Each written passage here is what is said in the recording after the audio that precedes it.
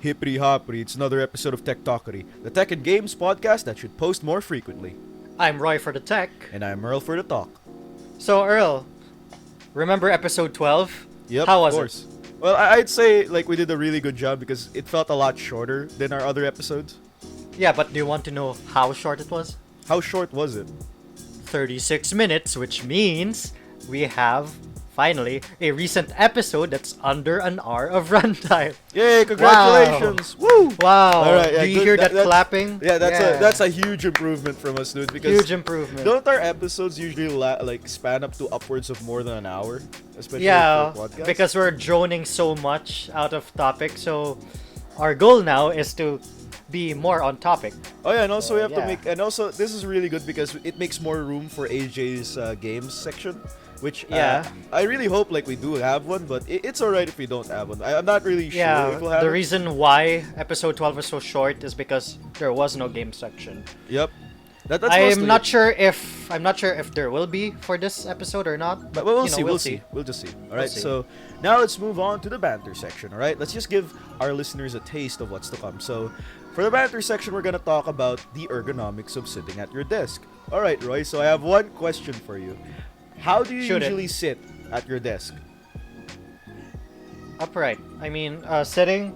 So you know, I have an office chair. You know those really cheap office chairs. I Yep. sit upright, but my feet don't really touch the ground, so I'm just putting it in the support for the wheels of the chair.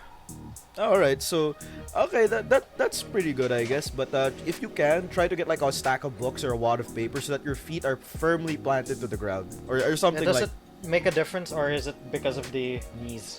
It's Probably mostly for the because of knees. It's mostly for the knees because if your knees are bent for too long, it actually starts you'll start feeling a Straining? sharp it starts straining your knee and you start to feel a sharp pain there.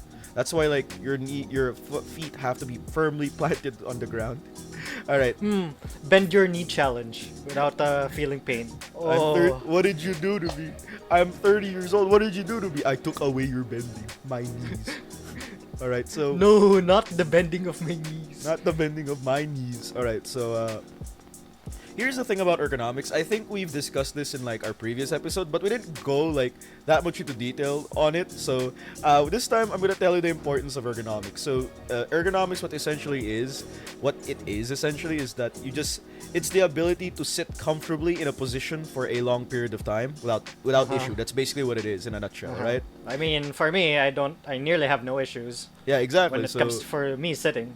Yeah, so that means you're practicing proper ergonomics, except for the feet thing, alright?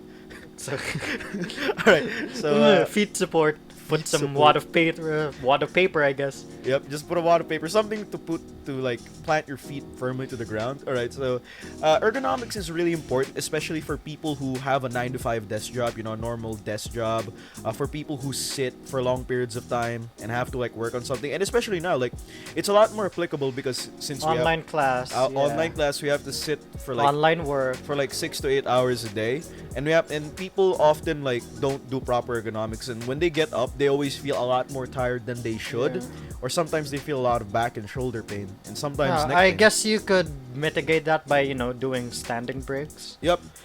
You can make sure to stand up periodically. That's one of the Yeah, like at tips. least a minute. A minute at least. Yeah, there's actually Do like, some stretches as well. Yeah, do some stretches. Like, when you stand up, it basically stretches your back and like puts a lot of pressure off of it, and also like you have a lot more freedom to like move your neck around, stretch your body, stretch your back, and just let your body loose, get it all loose, all right? So what are these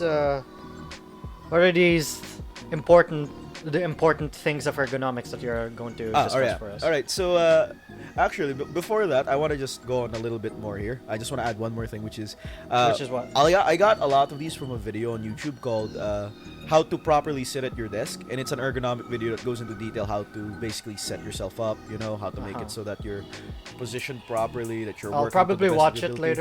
later. And here's the Probably. funny thing. Yeah, it's the first video you'll see. And the Yeah. funny thing is, it's not really office workers that look at it. It's mostly gamers that look at it I wonder why. because they have to be at peak gaming performance, dude. Alright? Peak gaming performance. It's called productivity at the office. True. And yeah, basically, sitting properly makes it so that you're way more productive. You're at maximum efficiency, alright? Maximum gaming efficiency. Yeah, and you're a lot more comfortable and technically less stressed because you're not as tired as you are. Or, well, tired as you should be. So what are the tips? alright, so here are the basic tips. First one is, step 1, ensure that you have a chair, alright?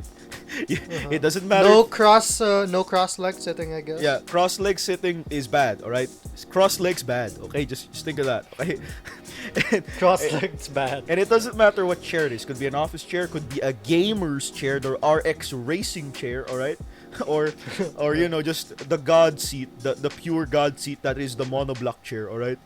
Nothing beats the monoblock chairs. Yeah, nothing beats the computer shop monoblock god gaming chair, alright? That is that is peak gaming performance and office performance right there. Alright, so Alright, so what is it? And the second one is, when you sit down, keep your back straight and your eyes forward, alright? Make sure your head is forward, like it's straight. I guess I'm following it already. Yeah, you're already following it, alright? And the reason you have to keep your posture straight, like you have to have a straight posture, is very simple, in that if you don't, you're going to end up hurting your back in the long run. Like, oh yeah, okay, slouching may feel comfortable, like a lot more comfortable at first, but as you keep working on or gaming on or whatever you're doing at your desk, as it gets longer and longer, you become a shrimp. Yeah, you become slouched more and more until eventually you're like, oh, my back pain. Oh, I got back pain. Back pain. Yep, and I'm not calling out names, alright? I'm not gonna name any names. I'm 20 years old. Why do I have back pain? Yep, and there are a few of a few artist friends that I know, like illustrator friends, that I see Facebook posts of that say, oh, I'm only like this young, but I already have back pain from drawing too much. And I only think to myself, could it be Shrimp that you're pose. slouched? Are you doing the shrimp pose? Or maybe the pretzel yoga pose, which is why your back hurts so much. Alright. I wonder why. I really wonder why. Alright, step 3 is, when resting your arms on your desk, like of course you have to put your hands on your desk to work on it, to work on whatever it is you want to work on. Make sure your elbows are at a 90-degree angle. Make sure they're just relaxed on a 90-degree angle so that your hands can move really freely around your desk. Just make them as free as a bird, right? Tell that to my PC's desk. Alright, which what's means wrong there's with no your desk? space. There's no space. So my elbows aren't resting at all. It's just floating. They're just floating. Essentially, your elbows are way up. I can just imagine like like the crab stance where your elbows are way up and you're just trying to type on your Type. Okay, and also make sure your back is still straight, right? Don't slouch over your PC. You look at like right. Don't looking like a shrimp. Yeah, looking I know. like a shrimp, slouching over your desk, and if you put your hands in front of you, it makes you look like a gremlin. It makes you look like a goblin at the office. All right, you're going. I gotta complete my report. Yeah, basically that's what it looks like. All right. And another tip is step 3. Make sure that your feet are firmly planted on the ground. Roy, are your feet firmly planted on the ground? Remember what I said earlier, Earl? Are you on your tippy toes?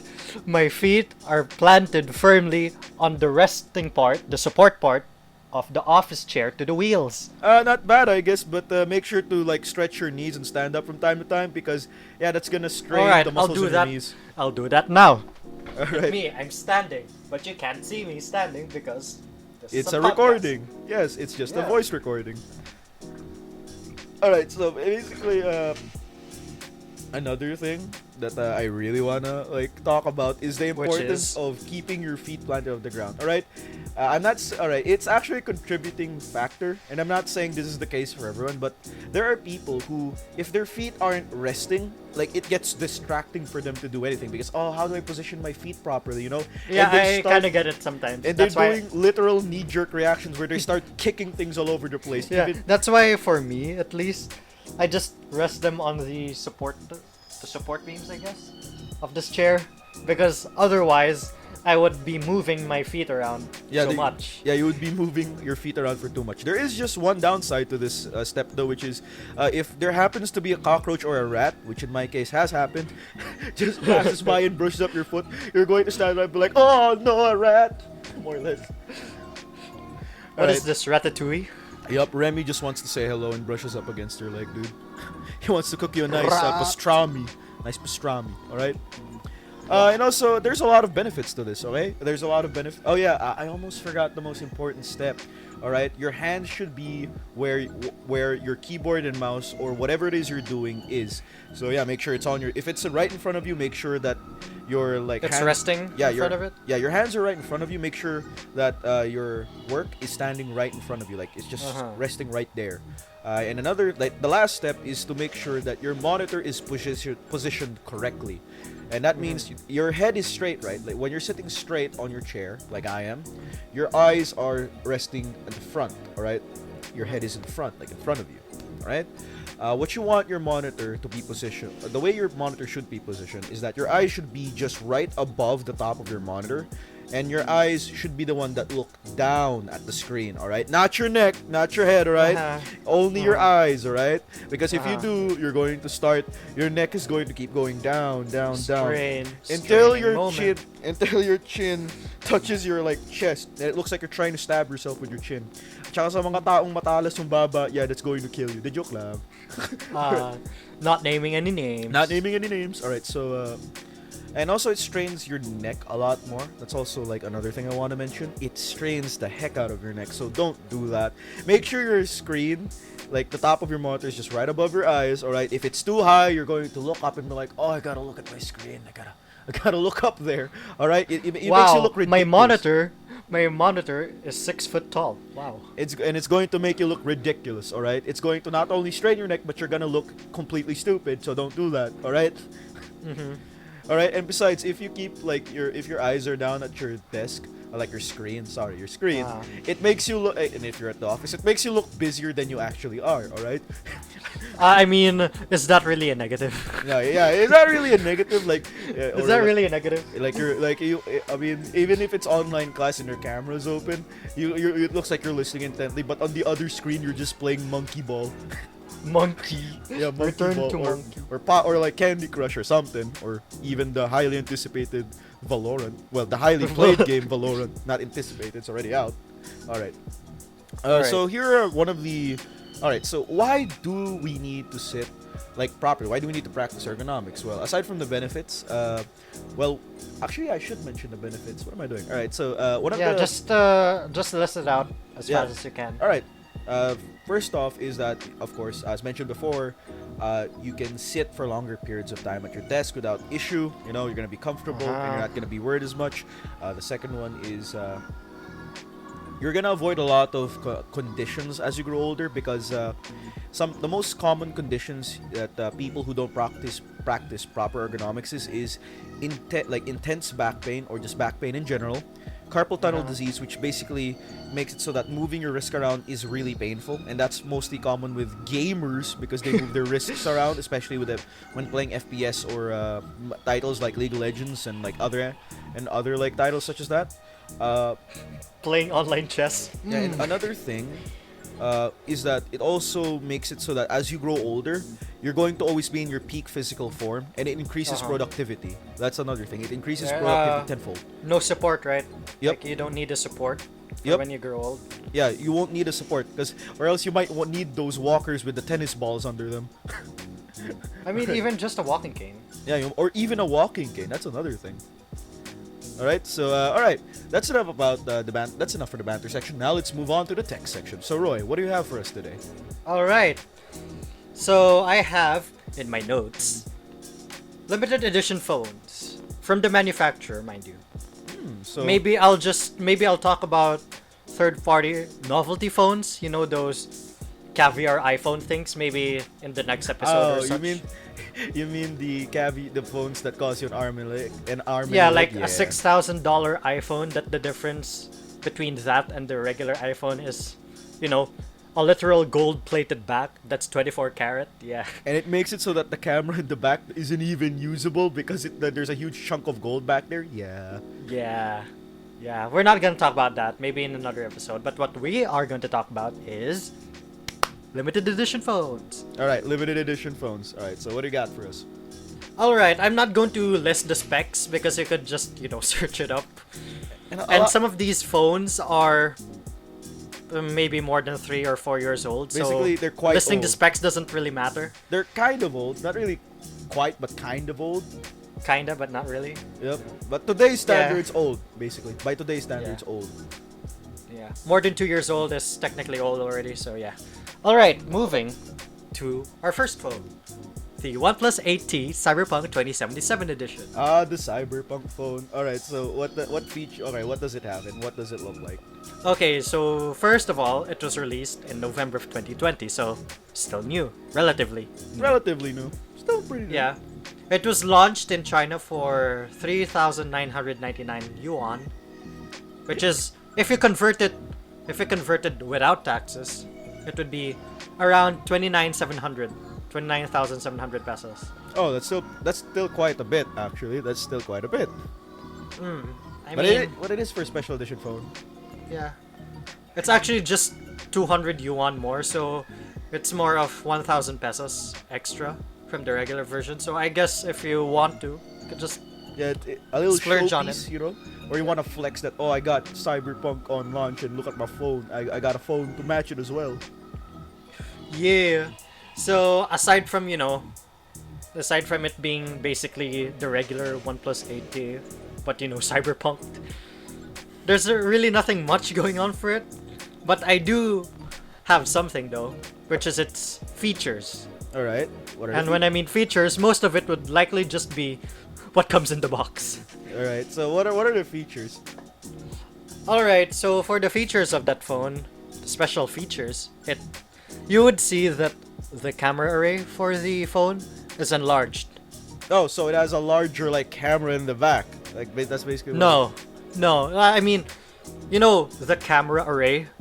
Sadly, I don't know what a camera array is, right? Okay, so you know how they're like a camera array is basically like how many cameras are there? For example, in your Note 8, there are 2 cameras at the back, right? Yep. That's, There's cameras. That's already an array of cameras. All right. So Like the basically, entire thing, which it houses has- it. It has a big camera set essentially. That's what it is. A bigger camera bump, a bigger camera island, basically. All right. The one that houses the cameras. All right. Is it for its benefit? I mean, yeah. But is it anything useful? Camera-wise, no. It's literally just the same cameras, but Cyberized. All right. cyberized. It's Alright. bigger. All right. But So at least it will... What do you call it? At least it will rest on the table. yeah, it won't, so better. it won't wobble. Yeah, that's another won't thing. wobble, it won't wobble. It won't be awkward, but you'll still have a pretty noticeable bulge in your pants. Ooh, look at your Ooh, bulge. no. It's not really noticeable, but... I mean, have you seen a Poco X3? Actually, yeah, actually I have seen a Poco X3. I can tell Wait, you. is it the X3? No, M3. Ah, I don't know the M3. Go search it up right now. All right, Poco M3. Search what that M3 looks like, and look at the camera at the back, the camera array. All right, That's what let's- it basically looks like for the 8T. For the 80. All right. Oh, all right. Wow, Yeah, that it's actually looks- basically the same design. Oh, that basically looks, the that same looks design. clean. That's very clean. Yeah. All right, so But the still phone though- has yellow and black accent, so But nice. still, don't notices your bulge. No, no, All right, so no. all right, it has a yellow and black accent. Well, of course, the accents are to make you feel like you're in Night City. In Night City, Night City. what makes you makes you a criminal? Buy the Getting OnePlus 8T. true? Buy the OnePlus 8T. also getting It's not caught. really. It's not really a completely glossy black. It's kind of, like at the top at least. It's more of a what do you call frosted glass. Oh, Kind so of it's looks like frosted frosted glass. glass. I mean, just that's the a material. red. It just looks like it, but I'm not sure. Oh yeah. Here it is. Rough sandy motif. So yeah, like kind of rough glass. Yeah, it's kind of rough, kind of. It's just for the back, okay? It's just for the back. Yep. Alright, the next thing is a Cyberpunk 2077 themed charging brick. What's the difference, you ask? What's the difference? It's a charging brick. Yeah, it's a charging brick but with the Cyberpunk 2077 logo slapped onto it. Do you have to plug it into your head like they do in the game? Oh, I gotta plug this into my head real quick. I mean, you could plug it into a jelly, I guess. It could work the same way. The next thing is the retail box is, well, black and yellow, just like the phone, and it comes with the Cyberpunk logo.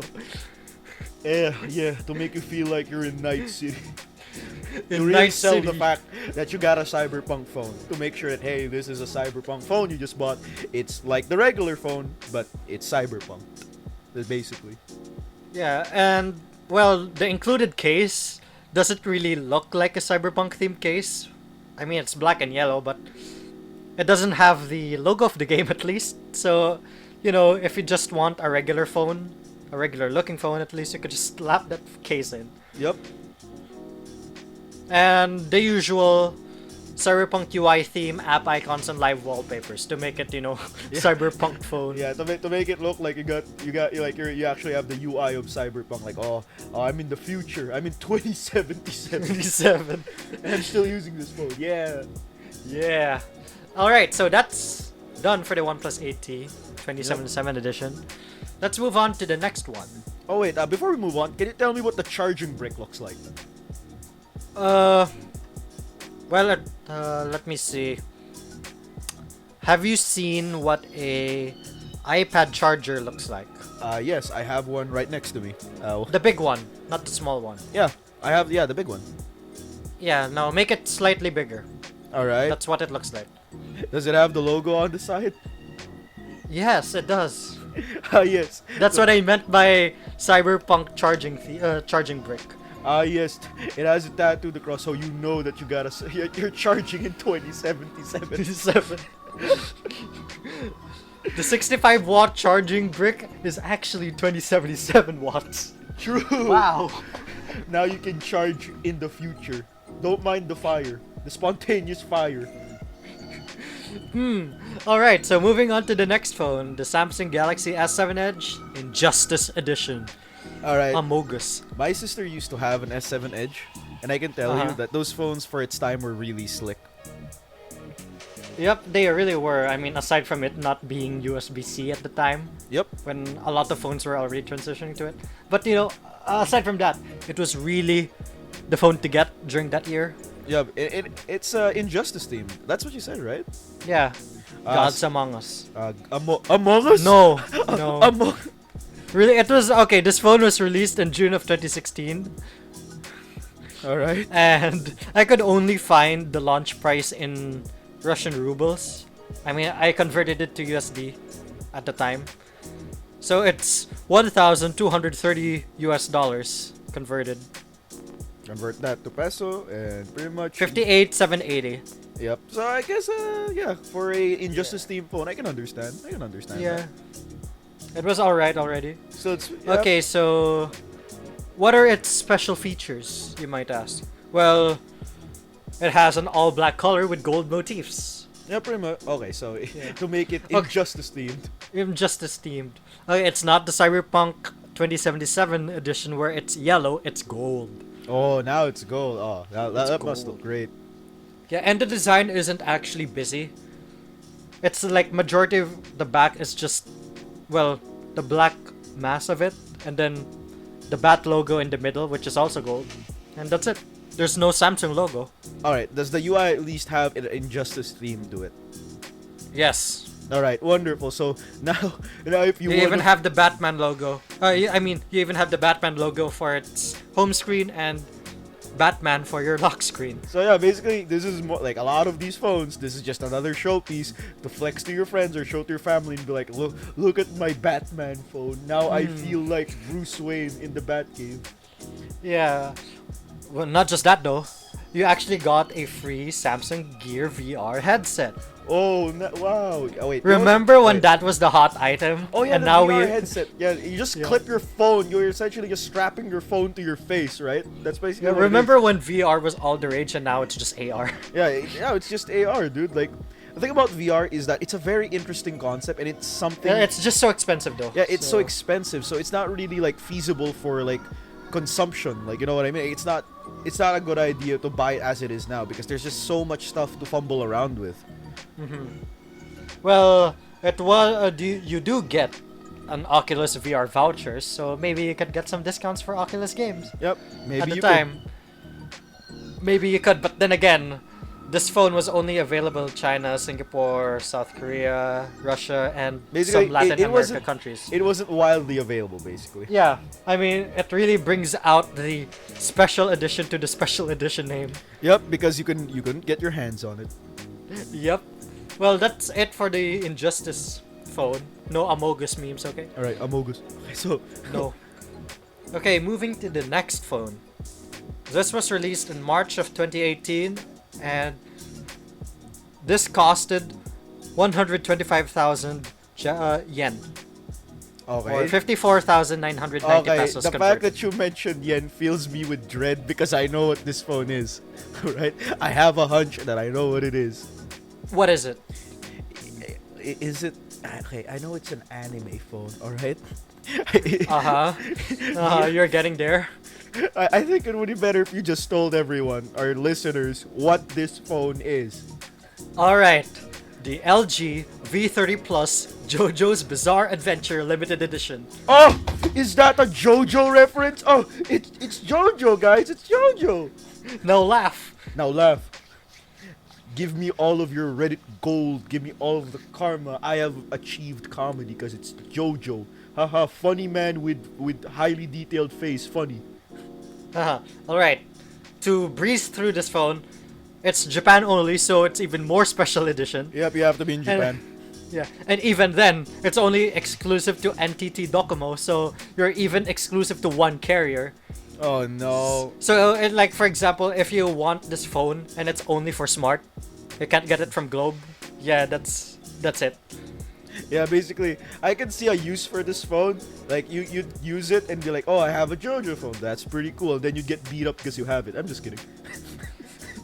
Alright, so let's talk about design. It's white. Alright. It's white for its back, and there's a silver logo of Golden Experience. So. Oh, hey, that's Wow.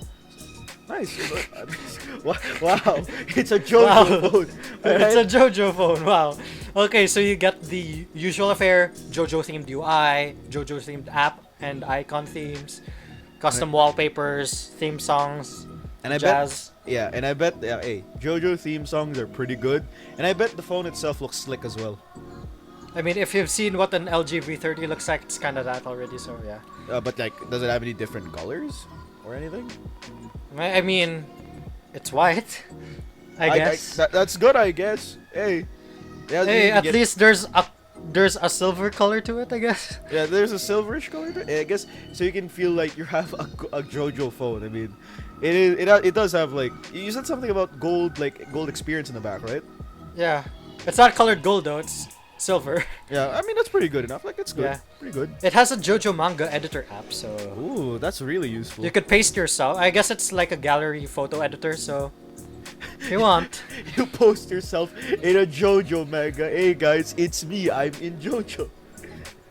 And not just that, you have an AR camera app to take pictures with the characters. Yep. So that looks. There's a lot of cursed photos. There's a lot of cursed capability for that. The AR is the 3D AR. Hey guys, I'm with Jotaro Kujo from Part 3. JoJo Part 3. Or you Yeah, can, I am biting the dust right now. or you could even make it even more cursed and be like, Jotaro's at Subway. What he be buying though? Alright, time to move on to the next and last phone that we have. That I have at least. Okay, Oppo Reno 5 Marvel Edition. Ah, the Marvel Edition. All right, this one. I can tell this one's gonna be good. Alright, so this was launched just this March 2021. Oh, that's fairly recent actually. Yeah, around 2 months ago. And get this, it's actually available here. Nice, but it costs an arm and a leg, I bet. No, it's 19,999 pesos. Alright, I that- mean, it's still expensive, but like compared to the other prices of the phones. And this is a special edition phone, and it's relatively cheap for what you get. Yeah. So, what does this have? Well, the back of it is matte black. Oh, that looks good, man. That must look really Matte good. black. And get this, there's also a Kevlar-like pattern back design. Oh my god. Okay, yeah, I'm a sucker for textured like back designs, dude. I love textured back designs. And then there's also a shield motif going around at the back. Oh, all right. right? Yeah, and at the center, there's a silver Avengers logo. At the center of it. Oh, that will definitely look so slick, dude. So tell me Yep, about the UI. Tell me about the UI. Well, the UI is the standard affair. Marvel themed. Marvel themed, and I Yeah. guess Marvel sound effects. And get this, you get 7 wallpapers featuring the original 6 Avengers. Oh, wait. All right, so if What? if it's like the original Avengers, what if like there's like so basically it's just pictures of like powder and dust as you scroll. No. No. Alright, so Marvel themed app icons. Alright. Marvel themed phone case. When I mean by phone case, I mean it's actually red.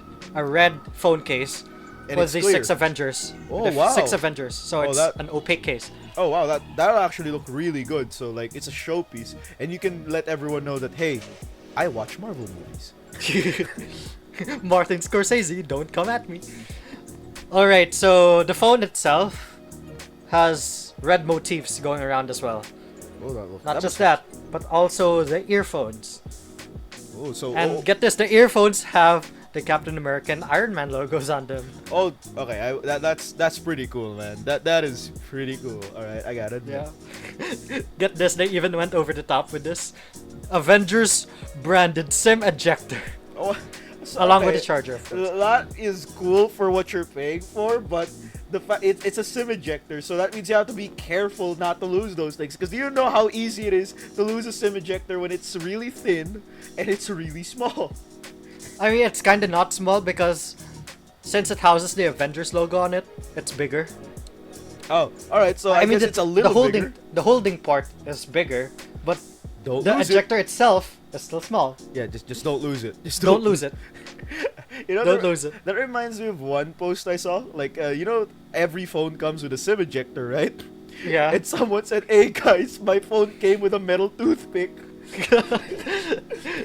I can't. Wow, that is so convenient. And then it just shows him picking his there's like some meat stuck to the top of it. Oh god. No. Oh No, please, no, it's metal, no. So you get a Marvel No. themed toothpick with this one. No. Well, at least that's all I have for the limited edition phones. So what do you have? All right. So okay. Right, this is mostly what I have for us today are monitors, alright? Monitors, Good alright. old monitors, and essential to have with a CPU because if you don't have it, you can't use your computer, alright? But Earl, I have a question though. What is it? Do you have special edition monitor?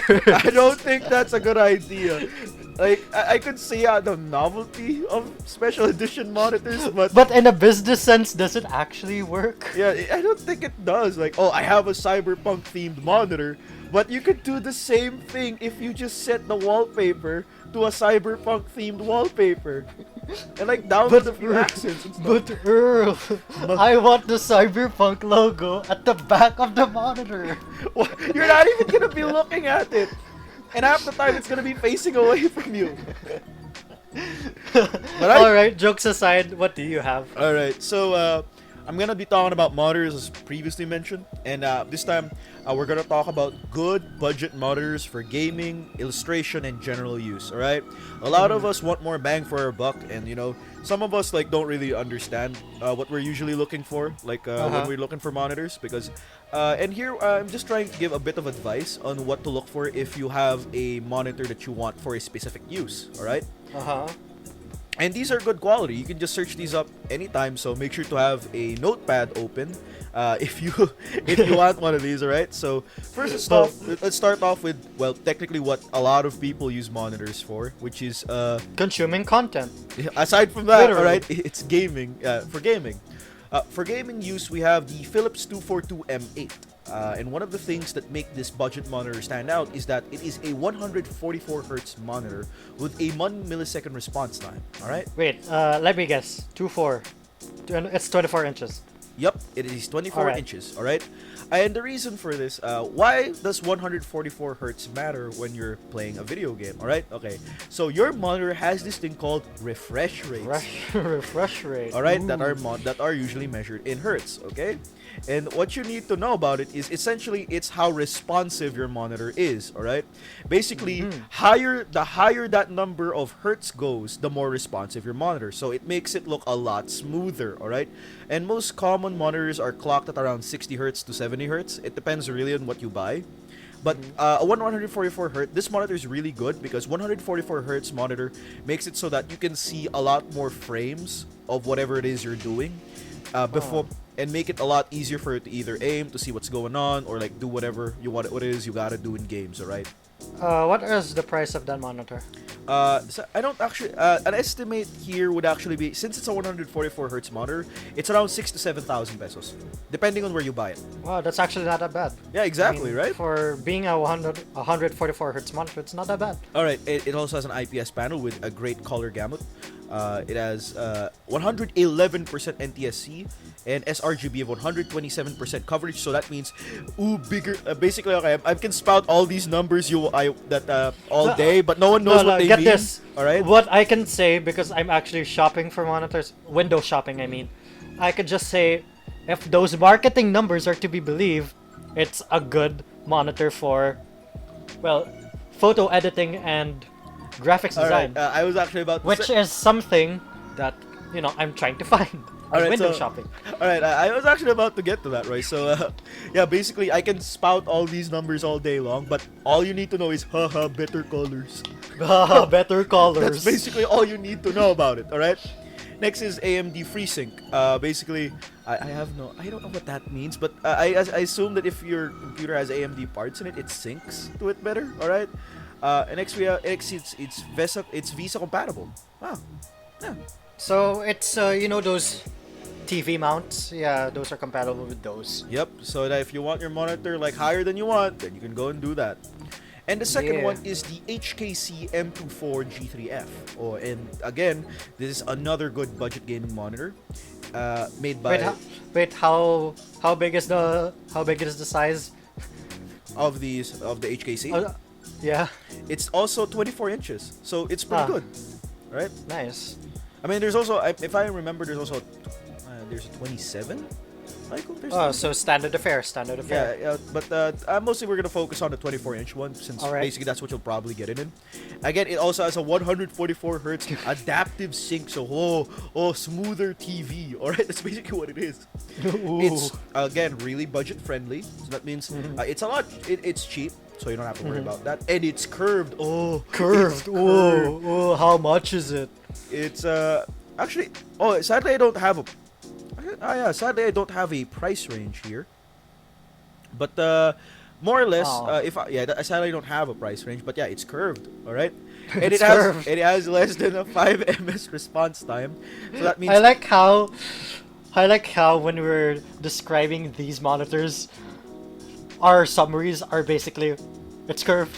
yeah, it's curved basically. It's curved. So basically that means you can feel like a real gamer. Yeah. Yeah, right. So this is less than 5 milliseconds of response time. So it's really like as soon as you move your mouse, all right, that means it moves immediately. All right, that's all you need to know. That you'll see that effect respond immediately. And next is Latency do be fast though. and also What's it's the next one? it's also VESA compatible. So that means you can mount it. Yeah. All right, here are the Mounted to cons your though. TV mount. What is it? All right, What so are the cons? The cons is that it uses a VA panel. All right. So more or less, what that means is, I guess, overall it has less color accuracy, and it's just a little bit like it's a little bit like worse for colors. It's a little bit worse at like displaying colors and for clarity it's fine, but for colors and accuracy, not really much. It's pretty okay, I guess. It's okay. Yeah. More. So for those wanting to use it for photos and graphics design, maybe you could, go for the other monitor earlier. Yep. Alright, so here are the difference of the two, alright? The Philips overall is a better choice for gaming since it provides a better color range with its IPS panel, and it's also 144 Hz, so that's really good. And to top it all off, it has good response time, so if you ever need to do something very quickly, like let's say when you're playing a video game, you're playing Valorant, you want to get those one taps, this is the monitor to have since the response time is almost instantaneous, alright? But what about the other one? And also, the Philips is really good because because it has all of these qualities that are, it's a budget monitor, and all of these qualities are hard to find on other monitors, all right, within its price range. Uh-huh. The HKC, on the other hand, is good for people who are willing to save money but still want the benefits of a high refresh rate monitor, all right? Just So don't expect I'm guessing that this should be cheaper. Yep. It should be cheaper Yep, than it should the be cheaper. Philips one. But the problem with this is that don't expect good color accuracy because it uses a VA panel. So it's gonna the colors are gonna look like they're not gonna be as accurate. They're gonna be off. That's all you need to know. Alright. All right. So moving on, let's talk about illustration or production. All right. We're gonna talk about the Philips 2A8 E2A. All right. And this is a really good UHD monitor. So that means it supports 3840 by 2160p, so it can support 2K. 4K, 2K, 2K. Yeah, 2K. It's an IPS monitor, which means again it can support these things. It has great color gamut. So if you're doing things like making art, photo editing, photoshopping, video editing, you can be sure that the colors are accurate and that when you're editing, it's always crisp and clear. All right. It also Let me guess. This is 60 hertz. Yep. Of course. Of That's course. the nature of those types of panels. Yeah. I mean, if you're creating, if you're buying a monitor for production, you don't really yeah. need Like 100. why would you need it? I mean, maybe you could go with 75, but I guess that's the maximum Yeah, I but could go for right now. I'm editing in 144 hertz. I am technically doing it faster. Ah yes. Do you have the price for it? Sadly, it doesn't say anything here like my notes, but Because assume I'm everything saying on it this- now. Yeah. Saying it now, there has to be at least more than 15K. All right. All right. At the start, I said these are budget monitors. So assume everything here is within budget, a reasonable budget for what it can do. All right. All right. I You know- mean, for what it does, 15K is actually in the ballpark. So yeah. All right. So yeah, it's also FreeSync, so that's good. All right. And also here are the cons. It has no HDR, so don't expect like the color sharpening effect that you usually get with like the other features. Don't expect more poppy colors. That's all. Yeah, pretty much it. And then the second one I have here is the AOC U28P2U, which again is also a UHD IPS monitor. It has a good color gamut, so that means it has a huge range of colors. Again, important. And what this has over the Philips is that it has HDR. The problem with it is that it's not adaptive. It doesn't have an adaptive sync. So that's another thing. Ah. Do you have a price for it? Sadly, no. Sadly, no. All right. All right. My window shopping has to go on. Hey, if you want, I could send these over to you, and like you can look up the price for them. I mean, I'm not gonna buy it, so. No. Like if you're window shopping, these could be good options down the line. Wink, wink, nudge, nudge. Wink, wink. All right. So what's the next monitor? Maybe become an honor student in Dean's List again. Wink, wink, nudge, nudge. Stop. No. All right. All right. So what's the next one? Alright, here are the difference of the two. As stated in the cons, HDR is really good, especially for cinematography, photography, through adaptive sync technology. Sorry, I read that wrong. Okay, basically it's good for cinematography and photography. That's what HDR is really good for, especially a little bit for illustration as well. And though adaptive sync technology is good in general use to prevent screen tearing, both are more or less the same price range. Just choose which one you need. Now for general use. Down to preference, I guess. Alright, now for general use. Yeah, it's mostly preference. Now down to general use. These are the people that just say, I don't care what I use it for, I just want a monitor. Alright? I don't care what it does. I don't care about the pretty colors, the hertz. I just want a monitor. Alright? Basically, your standard office worker. Or your standard person that just wants a monitor. Alright? Yep. Or for some people, please, I don't want to decide this or that, please. I just want a monitor. Yeah, I just want a monitor, not anything. I just want something that I can use. Alright? And I don't want to hear anyone in the comment section, if comments are on for this episode, but my 144 hertz HDR display. Alright? I don't want to hear none of that. Alright? Alright, so the first one is the Samsung LS24 R350 FHE alright? And that is the patent number, alright? That's what I assume that what that is, alright? Yeah, 24-inch. Yep, it is I a guess, 24 inch and it has an IPS panel.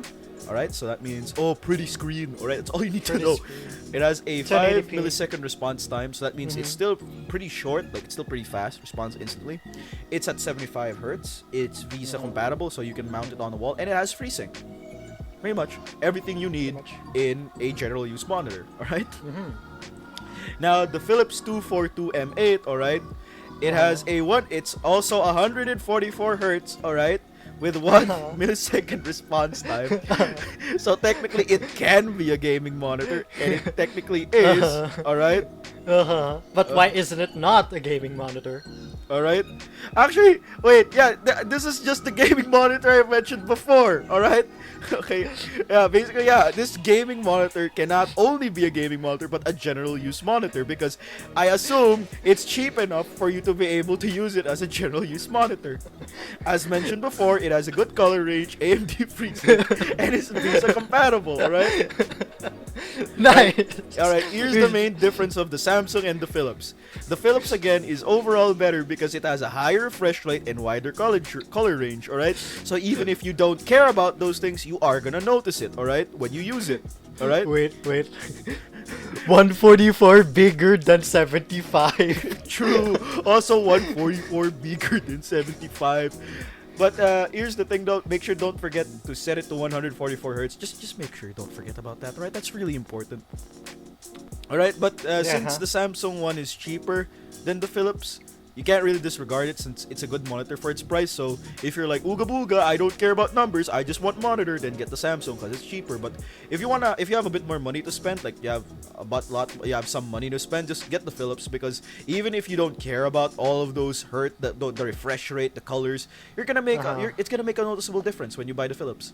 Yeah, it's those little quality of life differences that really makes the experience better. I mean, right now I have a 144 hertz monitor, and I can tell you, it's really crispy, dude. Really chunky.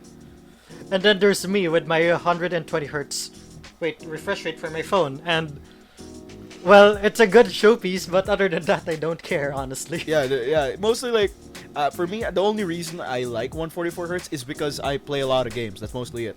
Just so I can have a smoother game experience.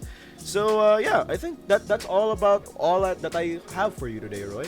So well, I guess that does it for the tech section, Roy.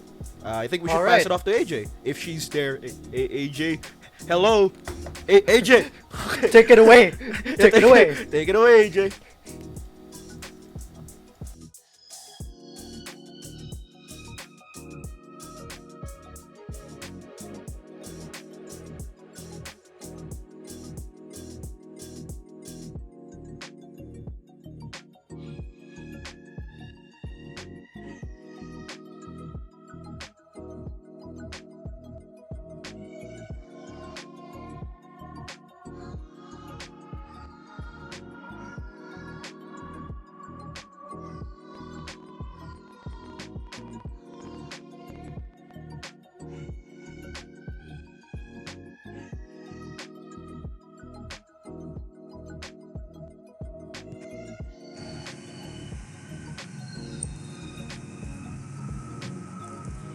Thanks, Roy and Earl. I'll handle the robots from here. What's up, gamers, and welcome to another episode of the Tech Talk Games section. On the previous episode, I wasn't able to record because of finals and some problems I have encountered with my finals. Hi! It's me again, AJ, back at it again with another game review. But before that, let's announce the anticipated releases of June 2021. First is The Elder Scrolls Online Blackwood for PC on June 1, Caves and the Wild Mask for the Switch on June 1 as well, the DC Superhero Girls Steam Power for the Switch on June 4, 2021, and I might actually get this game.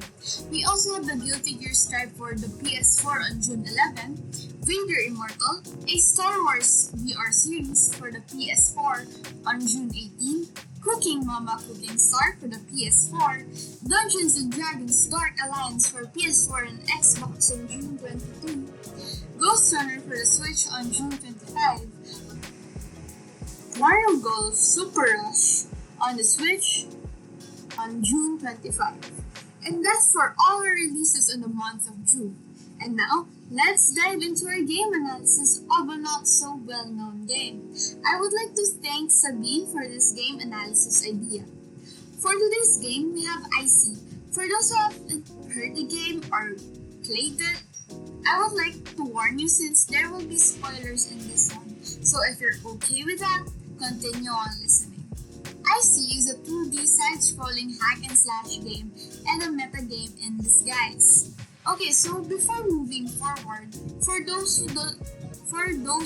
of you who doesn't know what meta game is, basically a fourth wall breaking game where the player's actions in the real life affect the game itself. So going back, Icy was released in November 17, 2016 and is a game developed by Fantablade Network and Shanghai Fantablade Network Technology Incorporated and was published by XD Network Incorporated Limited Run Games and was nominated for the Game Award for Best Chinese Game. It is available for PC, iOS, PlayStation, Android, and Switch. So the player starts in the desolated area, having two attacks, the quarter slash and the cyclone, which can be upgraded as the player progresses, as well as be able to have other abilities. These two available attacks are light attack and a heavy attack. The heavy attack can destroy enemy shields, and so far, the combat is really good and makes the player feel powerful even if it's just the start of the game, especially with the mechanics or animations. VFX being played out as a player attacks makes you feel like Kirito. Also with the dash, it makes the player feel an overpowered character even though you aren't. It's also intuitive because when an enemy counter attacks, it has a buffer animation and lets the player know what the player can do as a player. Additionally, the fact that the damage output increases as the player combo increases is also a good mechanic that incentivizes the player to not lose his or her combo or an attack streak.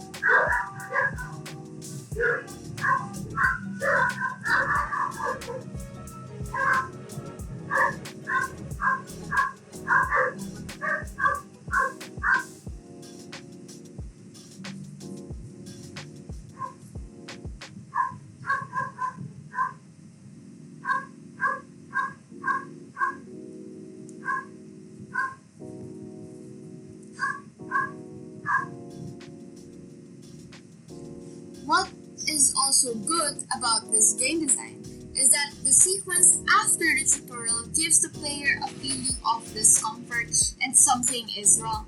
The final boss for the tutorial makes the player feel strong and eventually that sense of hope and strength suddenly diminishes, especially with the system error screen that is shown to be unrepairable. After that scene, the player are put into the glitchy-esque world like the Doki Doki one, which is a bit of an ice stream. While in the level, a TV screen will able to break the fourth wall and ask the player if the player's name is the same name entered in the device. And it will ask if the player has taken off your mask and ask more questions about which is more important, if the battle story, how difficult it will be in order to adjust the game to the player's needs or wants. After so, the narrator tells the player, as well as Icy gets to leave the laboratory that she was floating in, and the player gets to enter the same desolated area as the tutorial level. But before this, the narrator tells the player the backstory of Icy, who she is and her purpose in which is to defeat Judas. And as the player progresses, nothing much changes, but I have noticed that there are robots that are orbs with big hands and arms, and there are robots with just legs and feet.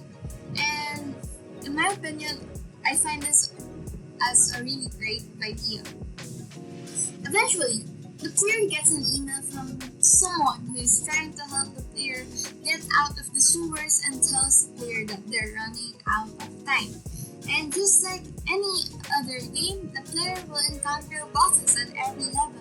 But what's good with Icy is that once the player doesn't follow the arrow leading the player to places, the narrator will tell the player to follow the arrow and get mad for being able to see a bug level in the game. The narrator eventually fixes it and proceeds to showing you his prototypes and even telling the player to rate his game, which is a bit hilarious in a comedic standpoint.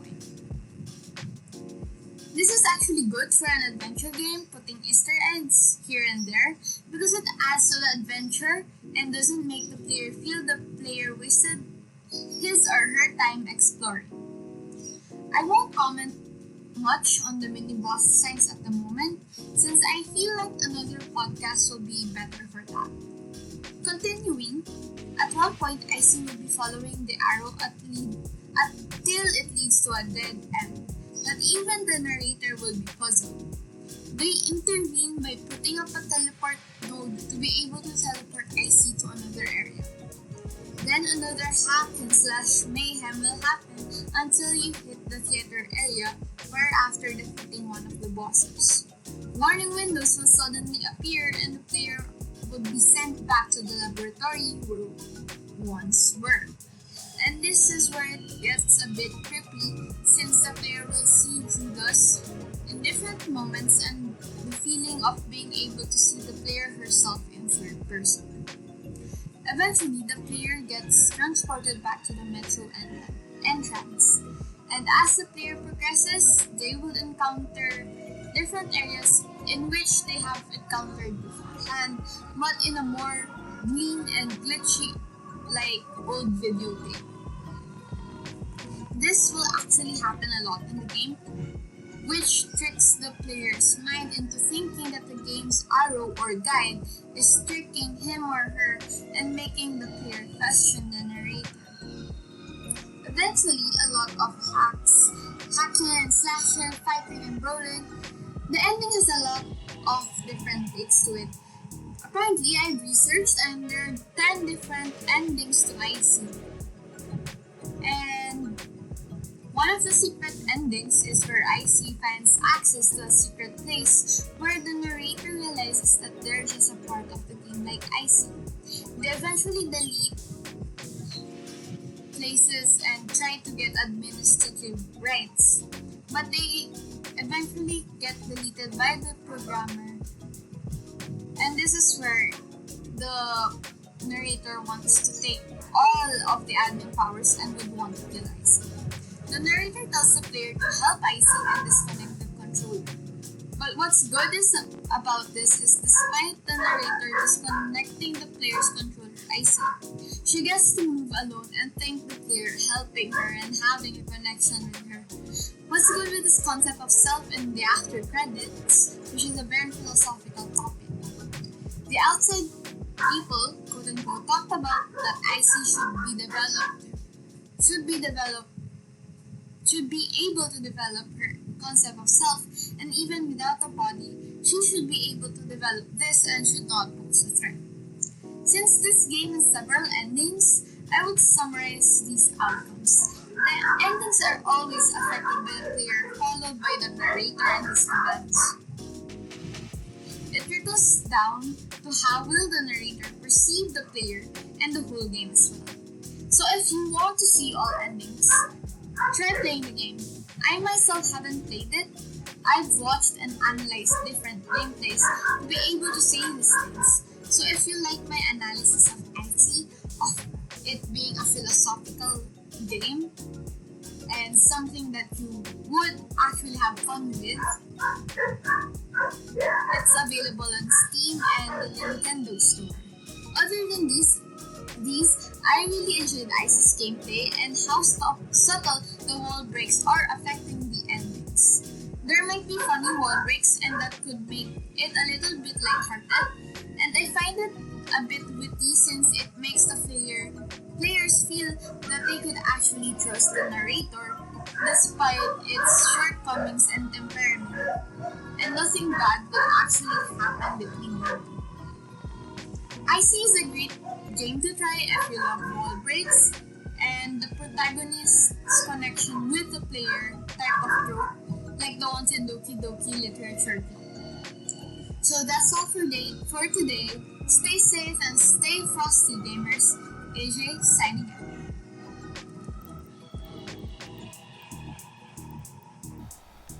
And that's a wrap for what's yet again another Eptech Talk episode. As always, we'd like to thank Jared Hortaliza for giving the background music, you beautiful man, you. I hope that this episode is, still under an hour of runtime. I mean, I don't think we'll able to achieve the 36-minute runtime, but, here's to hoping, here's to hoping. Yeah, here's to hoping, alright? I mean, other than that, I'd say that this episode was a success. I hope that we continue doing this. Yeah, I hope to see you guys in the next episode. It was a really fun, podcast to, record and shoot. It was really fun, alright? We'll see you next time. We'll see you next time. Take care.